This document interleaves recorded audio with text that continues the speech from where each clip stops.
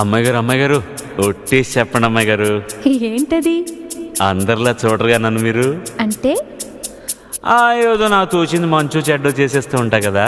అయితే అయినా నా మీద ఎప్పుడైనా కోపం వస్తుందా మీకు? రాదులే. అంటే అంటే నేనంటే నువ్వంటే మీకెంతో నాకెంతో ఇష్టం అన్నమాట. ఇవ్వాలైనా మీరు ఏది అది అమ్మాయి గారు. చెప్పాలి ఏం కావాలో మీరు ఏదో అది అబ్బాయి గారు. నన్నే మెచ్చారు, నేనే నచ్చానన్నారు. తీరా అది అంటే ఇంకా ఏమో ఆలోచిస్తారు.